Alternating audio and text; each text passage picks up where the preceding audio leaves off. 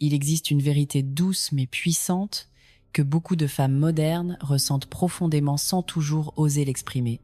Ce n'est pas la peur de finir seule qui habite leur cœur, mais une étrange sérénité face à cette possibilité. Dans un monde où l'on célèbre encore trop souvent la réussite affective comme l'accomplissement ultime, de plus en plus de femmes découvrent une autre forme de réussite, celle de l'accomplissement intérieur, celle du contentement d'exister pleinement pour soi-même, sans dépendance, sans attente, sans compromis dégradant.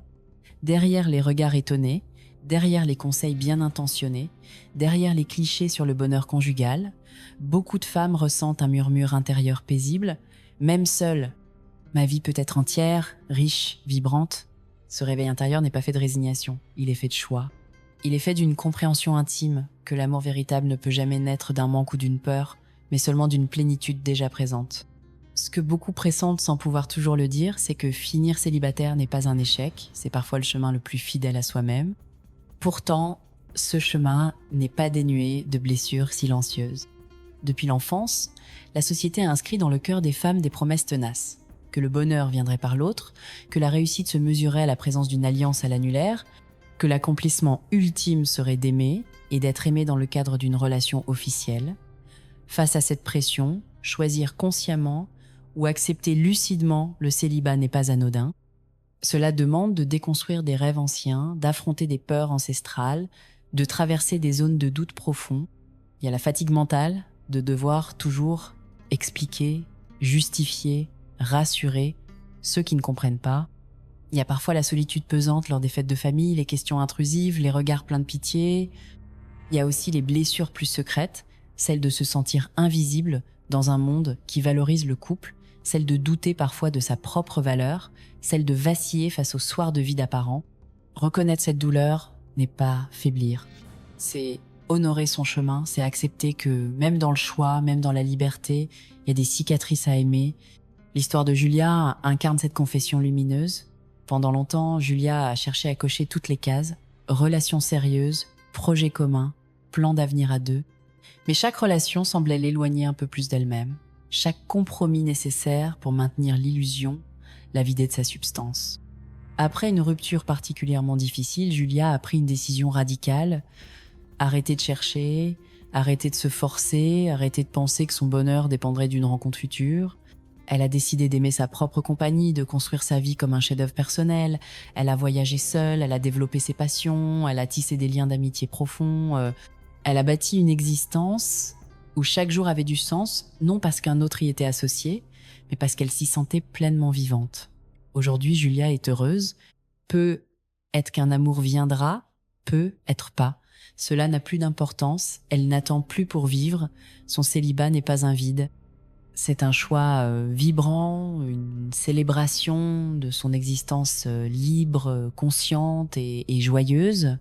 Cette posture intérieure trouve ses racines dans la sagesse féminine ancienne et dans les enseignements du stoïcisme.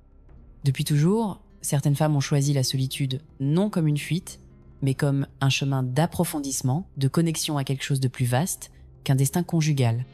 Le stoïcisme enseigne que la véritable liberté vient de l'acceptation pleine et entière de ce qui est et de la maîtrise de notre monde intérieur face aux attentes extérieures. Épictète disait « Veille à ne pas t'avilir par le désir de ce qui ne dépend pas de toi ». Appliquer cette sagesse au célibat, c'est comprendre que l'amour ne doit jamais devenir une dépendance affective, ni une quête désespérée pour combler un vide intérieur. C'est choisir de vivre en paix avec soi-même, de cultiver son propre jardin intérieur, de bâtir une existence alignée, même si elle déroge aux normes sociales. C'est devenir souveraine de sa vie, quelle que soit la forme qu'elle prend. Ce chemin n'est pas une négation de l'amour. C'est l'expression la plus pure du respect de soi et de la confiance dans la vie. Aujourd'hui, dans un monde où l'hyperconnexion masque souvent une hypersolitude, le célibat choisi devient un acte de résistance intérieure. Les réseaux sociaux bombardent d'images de couples parfaits, de vies partagées magnifiées par des filtres flatteurs. Cette exposition constante crée une illusion toxique que le bonheur est réservé à ceux qui sont deux. Pourtant, de plus en plus de femmes témoignent d'une autre réalité. Une réalité où la solitude n'est plus une punition mais un sanctuaire.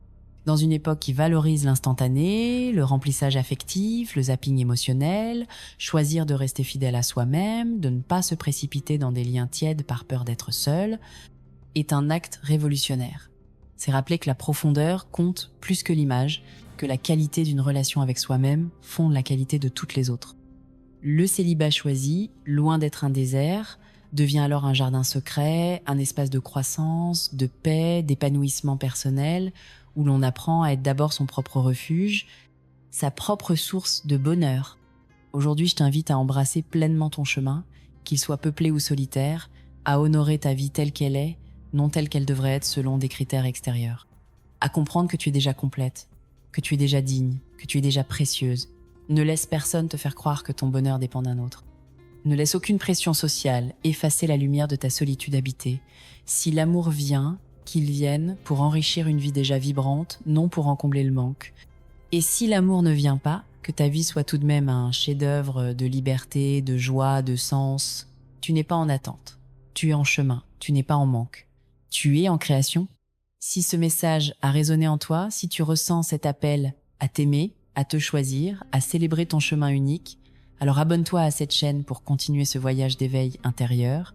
Like cette vidéo pour soutenir toutes celles qui osent marcher seules mais la tête haute et partage en commentaire ton ressenti, ton parcours, ta lumière. Ensemble, créons une communauté de femmes libres, conscientes, lumineuses. Merci d'être ici, merci de croire en toi.